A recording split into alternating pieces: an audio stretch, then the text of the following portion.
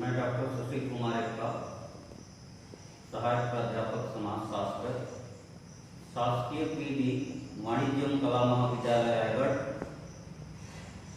MA second semester समाजशास्त्र, और विषय का नाम है नगरीय सामाजिक संरचना एवं समस्याएं। चौथा प्रश्न पत्र। जिस विषय पर चर्चा करेंगे उस विषय का नाम है नगरीय आयाम पर कार्ल मार्क्स के विचार, जिसमें पहला पॉइंट है संक्षिप्त जीवन परिचय कृतियां, दूसरा है नगरीय आयाम, तीसरा है पूंजीवाद के परिणाम, चौथा है पूंजीवाद का विनाश, पांचवा है पूंजीवाद सिद्धांत की समीक्षा, जिस पर हम लोग आज चर्चा करेंगे। कार्ल मार्क्स परिचय के मोहताज नहीं है। समग्र संसार के श्रमिक और क्रांतिकारी आंदोलन मार्क्स के प्रभावशाली विचारों से प्रभावित हुए हैं, इसलिए उन्हें अंतर्राष्ट्रीय सरहरा वर्ग के महान शिक्षक और नेता कहा जाता है।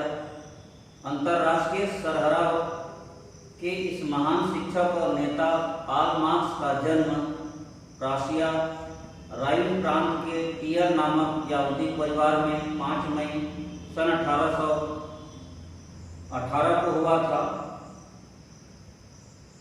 और कार्ल मार्क्स के महत्वपूर्ण कृतियां इस प्रकार है। पहला होली फैमिली, जो 1845 में प्रकाशित हुई। दूसरा है द जर्मन आइडियोलॉजी, तीसरा है द परवर्टी फिलोसॉफी, जो 1847 में प्रकाशित हुई है। चौथा कम्युनिस्ट मैनिफेस्टो, जो 1848 में प्रकाशित हुई है। पांचवा है दास कैपिटल, जो 1897 में प्रकाशित हुई है, और यह कार्ल मार्क्स का महत्वपूर्ण कृति माना जाता है। कार्ल मार्क्स की मृत्यु उनके स्वास्थ्यगत कारणों से हुई है। 14 मार्च सन 1883 को कार्ल मार्क्स इस संसार से विदा हो गए। उसके जीवन परिचय को जानने के पश्चात हम उसके नगरीय आयाम क्या है, या नगरीय आयाम के संदर्भ में कार्ल मार्क्स के क्या विचार हैं, उस विचार को हम जानने का प्रयास करेंगे। मैं आप लोगों को बताऊंगा। नगरों के जन्म के लिए कार्ल मार्क्स ने पूंजीवाद को उत्तरदायी माना है। कार्ल मार्क्स का विचार था कि समाज का इतिहास वर्ग संघर्ष का इतिहास रहा है। इसी संघर्ष के परिणाम स्वरूप समाज में परिवर्तन होते हैं और समाज विकसित होता है। 15वीं और 16वीं शताब्दी में पूंजी में परिवर्तन आया। यातायात के साधन तथा समुद्री व्यापार का प्रारंभ हुआ। नवीन नगर तथा राज्य बने तथा बैंक एवं अन्य संस्थाएं प्रारंभ हुई, जिसके परिणाम स्वरूप पूंजी कुछ व्यक्तियों के हाथ में आ गया। पूंजीवादी युग में मजदूर या तो किसान था और अपनी जमीन पर खेती करता था, अथवा स्वयं अपना व्यवसाय करता था। पूंजी का संचय के लिए आवश्यक था कि अतिरिक्त मूल्य अर्जित किया जाए, अर्थात श्रमिकों का शोषण किया जाए। श्रमिकों का शोषण तभी हो सकता है जब श्रमिक का संपत्ति से पूर्ण संबंध विच्छेद हो जाए, अर्थात उसे सर्वहारा वर्ग बना दिया जाए। औद्योगिक क्रांति ने यही किया। इसके साथ ही ऐसा समाज बना जिसमें कारखानों पर थोड़े से व्यक्तियों का अधिकार था और शेष लोग को काम करके अपनी जीविका चलानी होती थी। इस समाज में 2 वर्ग बने। पहला है पूंजीपति वर्ग, दूसरा है गरीब मजदूर वर्ग, जो अपने श्रम को बेचकर जीवित रह सकते थे।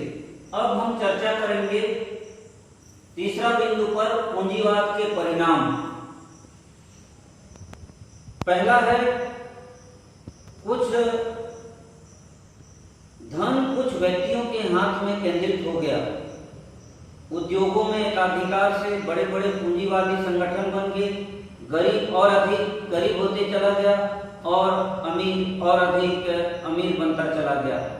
दूसरा पूंजीवाद व्यवस्था के परिणाम है गांवों की जनसंख्या नगरों में आने लगी, सर्वहारा वर्ग के धंधे समाप्त हो गए, खेती नष्ट हो गई और वे गांव से जीविका की तलाश में औद्योगिक नगरों में आने लगे, जहां पर वे कारखानों में काम करने के लिए बाध्य हो गए। तीसरा बिंदु है नगरों में जनसंख्या केंद्रित होने के कारण देश में बेरोजगारी फैलती है।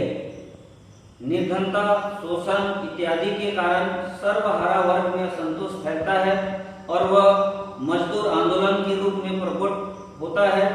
सर्वहारा वर्ग ही असली क्रांतिकारी वर्ग है, क्योंकि उसके पास अपनी जंजीरों को खोने के सिवाय कुछ भी नहीं है।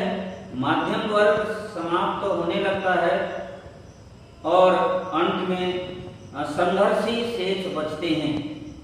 चौथा पॉइंट है उद्योगपतियों में स्वयं भी संघर्ष पाया जाता है। बड़े उद्योगपति छोटे उद्योगपति को समाप्त कर देते हैं। इस प्रकार पूंजी का और अधिक केंद्रीकरण होता है तथा एकाधिकारों का विकास होता है। इस कारणों से मजदूरों की कठिनाइयों में और अधिक वृद्धि हो जाती है।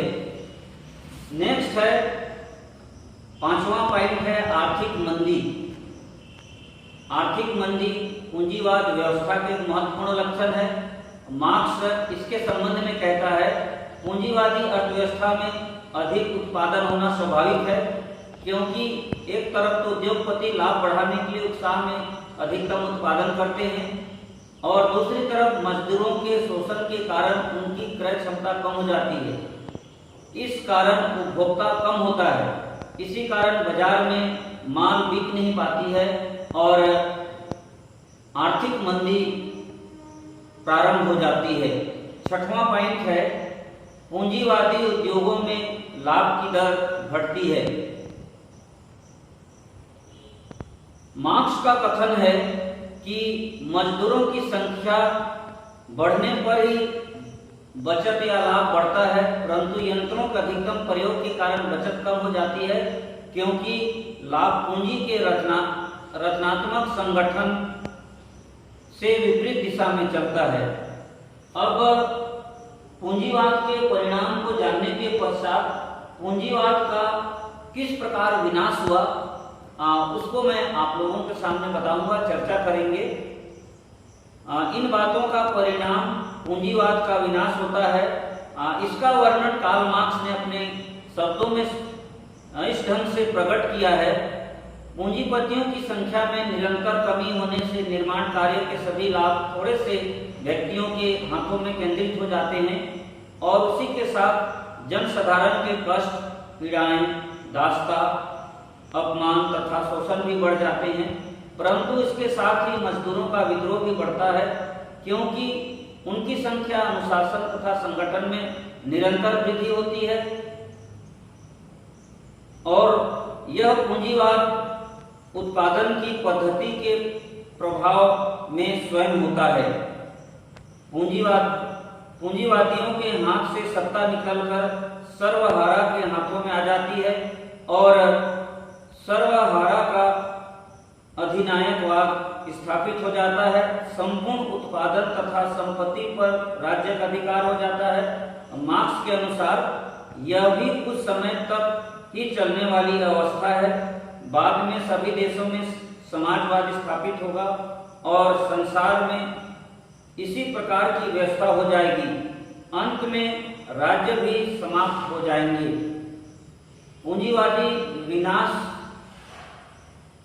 पूंजीवादी के परिणाम और नगरीय आयाम के जानने के पश्चात पूंजीवादी सिद्धांत की समीक्षा पर हम चर्चा करेंगे। उस बिंदु पर मैं आप सबों को बताऊंगा। इसमें पहला पॉइंट है वर्ग संघर्ष के सिद्धांत पर आधारित। पूंजीवाद के उदय और पतन का इतिहास मार्क्सवादी वर्ग संघर्ष के सिद्धांत पर आधारित है, जो स्वयं सटीक और अधूरी व्याख्या है। समाज की अधिकतम इकाई व्यक्ति है, जिस पर मार्क्स ने कोई ध्यान नहीं दिया। इसके संबंध में पीटर ने ठीक लिखा है कि जाति, धर्म, देश आदि के आधार पर भी इतिहास में संघर्ष हुए हैं, उन्हें वर्ग संघर्ष कहना कठिन है। दूसरा बिंदु है विकास क्रम में विषमता।